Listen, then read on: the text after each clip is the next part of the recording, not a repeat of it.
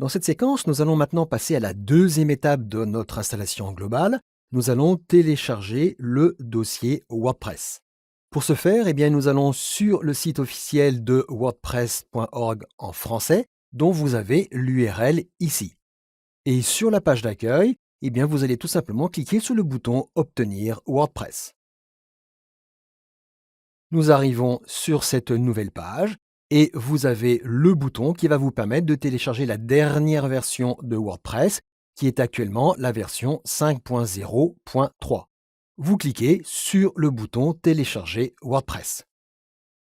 Une fois le téléchargement terminé, vous voyez que vous obtenez une archive au format zip qui reprend le nom complet de la version de WordPress, la 5.0.3, et c'est bien précisé que c'est la version française, avec ici le suffixe fr_fr.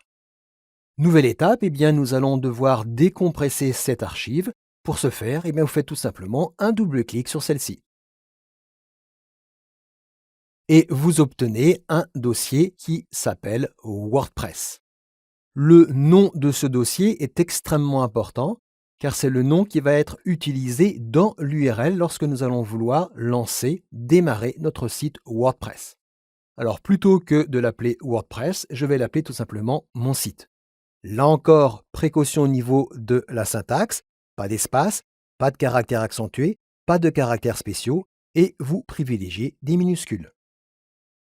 Donc je l'appelle mon-site et je valide avec la touche Entrée.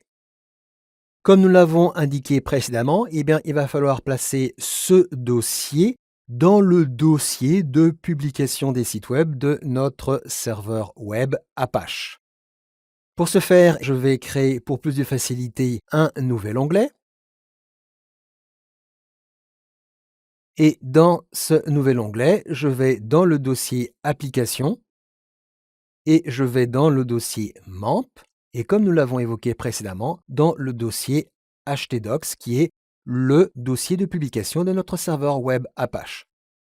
Je reviens dans l'onglet de mon dossier de téléchargement et je vais placer le dossier WordPress, mon site, dans le dossier htdocs, par un simple cliquer-glisser. Je reviens sur cet onglet. Maintenant, nous avons bien dans le dossier htdocs le dossier de notre site WordPress. Donc voilà cette deuxième étape, le téléchargement, la décompression et le placement du dossier WordPress dans le dossier de publication du serveur web Apache.